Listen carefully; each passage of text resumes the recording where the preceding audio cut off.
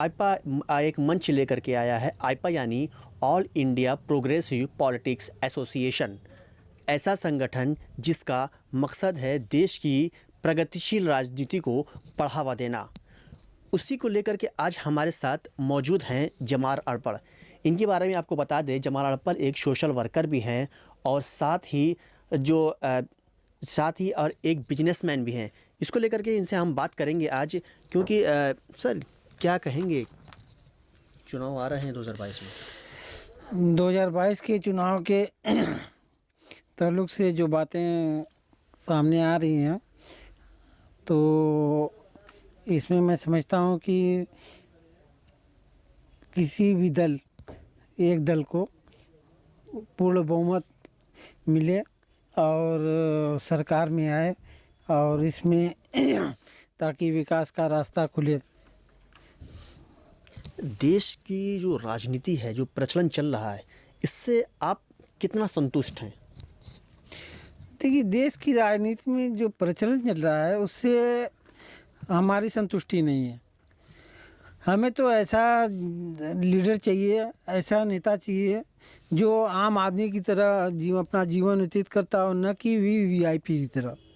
तो वीवीआईपी बन के अगर हम किसी का चुनाव करते हैं, जनता जिनको चुनती है, आज वो सबके दरवाजे सबके डोर टू डोर जाते हैं, तो मैं समझता हूँ कि सबसे मिलना जुलना तब तक रहता है जब तक चुनाव नहीं होता है। और चुनाव जहाँ ख़त्म होता है तो फिर वही लीडर हमारे नज़रों से गायब हो जाते हैं, फिर हमसे बहुत दूरी बना लेते हैं। और ऐसी स्थिति में हम अपनी बात नहीं कह सकते किसी से, हम अपना मुद्दा नहीं बता सकते उनको, और हमारी जो परेशानियां हैं, जनता की जो दिक्कतें हैं, हम उनको अपने सामने नहीं रख सकते। दूसरी बात ये है कि जो पॉलिटिक्स आज की पॉलिटिक्स मैं समझता हूँ कि जैसे होता क्या है कि यहाँ जो लीडर बन जाता है तो वो अपने आप को एक बहुत बड़े माफिया की तरह देखता है। उसका चाल चलन, उसका जो तरीका होता है वो बदलाव में आ जाता है। अच्छा, सरकार गवर्नमेंट जिसकी बनती है, तो सरकार भी का जो खर्च होता है मंत्रियों पे, विधायकों पे और दूसरे जो उनके अन्य संगठनों पे जो खर्च करते हैं, वो खर्च जनता के पैसे का ही होता है, जनता के पैसे का दुरुपयोग होता है। और ये ऐसी राजनीति नहीं होना चाहिए। राजनीति का समाज सेवा होना चाहिए, समाज सेवा का भाव होना चाहिए राजनीति में, न कि खुद का अपना सब कुछ होना, अपने लिए ही सब कुछ करना चाहिए, अपने लिए जीना चाहिए। अच्छा, अगर बदलाव चाहते हैं तो क्या चाहते हैं, उसमें बदलाव में क्या चाहते हैं? बदलाव में तो सबसे पहले तो हम ये चाहेंगे कि जो वीवीआईपी सिस्टम बना हुआ है उसको बदल दिया जाए। सबसे बड़ा बदलाव, जो वीवीआईपी सिस्टम बना हुआ है, चाहे वो लीडर हों, चाहे वो मंत्री हों, विधायक हों, उनका जो वीवीआईपी सिस्टम है उस सिस्टम को चेंज किया जाए। उस सिस्टम को आम नागरिक की तरह उसको लाया जाए, ताकि वो सोचें, उनको भी समझ में आए कि नहीं, राजनीति करना, हमको सेवा करना है, हमको सिर्फ कुर्सियों पे या शासन पे बैठ के एक क्रूर शासक की तरह शासन नहीं करना है। अच्छा, हर राजनीतिक दल खुद को लोकतांत्रिक कहता है, तो क्या कहेंगे इसको लोग? क्या ये जो सरकार है ये भी लोकतांत्रिक है? नहीं, हर राजनीतिक दल खुद को लोकतांत्रिक कहता है, लेकिन लोकतंत्र की झलक उसके अंदर आनी चाहिए। लोकतंत्र की झलक नहीं आ पाती है। लोकतंत्र जिस तरह से लोकतंत्र को होना चाहिए उस तरह से लोकतंत्र जिंदा नहीं रह पाता है। मैं समझता हूँ कि कहीं कहीं जहाँ अन्याय होता है, जहाँ भेदभाव होता है, वहाँ लोकतंत्र की परिभाषा बदल दी जाती है। तो ऐसे में लोकतंत्र, हर दल अगर कहे कि मैं लोकतांत्रिक हूँ या लोकतंत्र में मेरा विश्वास है, तो तब तक उनका विश्वास नहीं माना जाएगा जब तक वो अन्याय के खिलाफ खड़े नहीं होंगे, जब तक वो भेदभाव के खिलाफ खड़े नहीं होंगे, तब तक उनको लोकतांत्रिक नहीं माना जा सकता। अच्छा, हम लाख कोशिश कर लेंगे, जो मुद्दे जो होते हैं ठीक है, जो जैसे हमारे स्थानीय मुद्दे हैं वो रखना चाहते हैं लेकिन नहीं हो पाता है। भावनात्मक मुद्दे को लेकर के वोटिंग होती है, इससे आप क्या कहेंगे?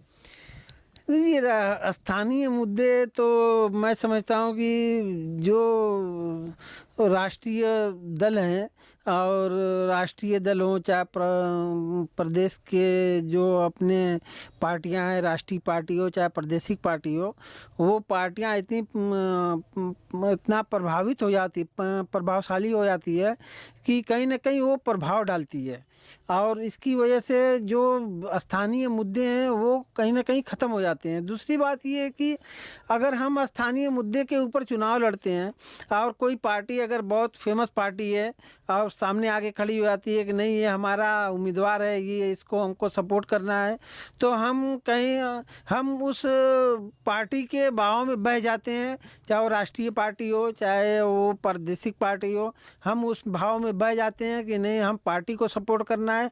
वहाँ जब पार्टी को हम सपोर्ट करने लगेंगे तो स्थानीय मुद्दे जो हैं वो दब जाएंगे।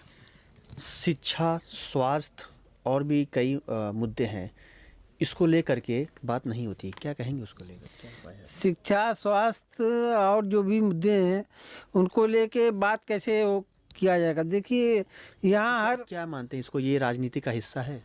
क्या उपाय है? नहीं, ये राजनीति का हिस्सा है। मेन तो शिक्षा स्वास्थ्य ही राजनीति का हिस्सा मैं समझता हूँ कि अगर शिक्षा स्वास्थ्य को हटा दिया जाए राजनीति से तो फिर राजनीति बेमाना हो जाती है। आज हम जब शिक्षा की बात करते हैं तब कोई ना कोई ऐसा मुद्दा ला के खड़ा कर दिया जाता है कि वहाँ शिक्षा का कोई महत्व नहीं रह जाता। और जब शिक्षित हो जाएंगे लोग अपना अच्छा बुरा समझने लगेंगे तो वहाँ राजनीति में बदलाव आएगा। जब राजनीति में बदलाव आएगा तो देश में अच्छी सरकारें आएंगी तो विकास के रास्ते खुलेंगे तो लोग संपन्न होंगे। अच्छा, असंतुष्ट होकर वोट देना, अपने सपनों को पूरा करना, जैसे नौजवान होते हैं अपने सपने को पूरा करने के लिए वोट देते हैं कि जनता की दूसरी सरकार आएगी तो मेरे लिए कुछ करेगी, इससे में क्या कहेंगे? जनता सरकार बदल भी देती है तो आप क्या कहेंगे इसको लेके? देखिए, असंतुष्ट होके वोट देना मेरे समझ से परे है। आप संतुष्ट होइए, आप देखिए कि कौन सा लीडर हमारा अच्छा है। हमको स्थानीय लीडर जो है पहले उसको देखना चाहिए कि हमारा स्थानीय लीडर हमारा क्या कर रहा है, हमारे लिए क्या कर सकता है, हमारी आवाज़ को बुलंद करेगा कि नहीं करेगा, हमारे मुद्दों को सदन में उठाएगा कि नहीं उठाएगा। तो ये सब चीज़ें तो सबसे पहले हमको देखनी चाहिए और देख के ही उस पर फैसला करना चाहिए, ना कि एकदम नेगलेक्ट किसी को कर दिया जाए कि नहीं हम वोट नहीं करेंगे या किसी पार्टी को वोट नहीं देंगे। नहीं, हमारा ये सवाल था कि असंतुष्ट होकर जो वोट देते हैं अपने सपने पूरा करने के लिए वोट देते हैं, लेकिन सरकार बदलती है लेकिन जो है उनको वो सपना नहीं हो पाता पूरा, उसको लेकर के आप क्या कहेंगे? देखिए, जनता क्या करे? पार्टी का जो मैनिफेस्टो होता है तो उस मैनिफेस्टो के आधार पे पार्टियां चुनाव लड़ती हैं और जो असंतुष्टि होती है कि हम सरकार ये मैनिफेस्टो है सरकार का, ये सरकार हमसे वादा कर रही है या ये पार्टी हमसे वादा ये कर रही है, ये करेगी हमारे लिए, वो करेगी, तो हम इस आधार पे उसको वोट करते हैं, सरकार बदल भी देते हैं। लेकिन अगर हमारा वो अपने वादे पे पूरा नहीं उतरती कहीं ना कहीं और हमको बहुत जनता को प्रभावित करते हैं और जनता इससे बहुत निरंकुश होती है, तो एक तरह से ये सोचा जाता है कि क्यों नहीं इस सिस्टम को ही पूरा बदल दिया जाए। अच्छा, क्या युवाओं के नेतृत्व में राजनीति बदलने के लिए ज़रूरी है? बिल्कुल ज़रूरी है। मैं इसके पक्ष में हूँ कि युवाओं को नेतृत्व मिलना चाहिए। जो पढ़े लिखे युवा आ रहे हैं राजनीति में उनको मौका मिलना चाहिए और उससे परिवर्तन आएगा और उससे काफ़ी परिवर्तन आएगा। ऐसी बहुत सारी मिसालें हमारे देश में, बहुत सारे उदाहरण हैं हमारे देश में कि युवाओं से बहुत सारा परिवर्तन आया हुआ है और अगर युवा आगे आए तो हमारे जो विकास के मुद्दे हैं, शिक्षा का मुद्दा है, बेरोज़गारी का मुद्दा है, जो भी मुद्दे हैं कहीं ना कहीं इससे जो खुद प्रभावित होता है वो अपने प्रभाव वो अपने ऊपर बीते हुए कल को समझता है कि हमें क्या करना चाहिए, तो वो उसका रास्ता निकालता है। तो युवाओं की भागीदारी मैं समझता हूँ राजनीति में बढ़ चढ़कर होना चाहिए। अच्छा, आरक्षण या धार्मिक या सियासत को लेकर जो सियासतें हो रही हैं आरक्षण और धार्मिक मुद्दे को लेकर के, क्या अगर ऐसी नहीं होनी चाहिए तो क्यों? देखिए, आरक्षण एक अलग मुद्दा है और धार्मिक और जातिवाद जो है वो एक अलग चीज़ है। आरक्षण क्या होता है कि जो शोषित समाज है हम उसको आरक्षण सरकार देती है और ताकि उसका शोषण ना हो।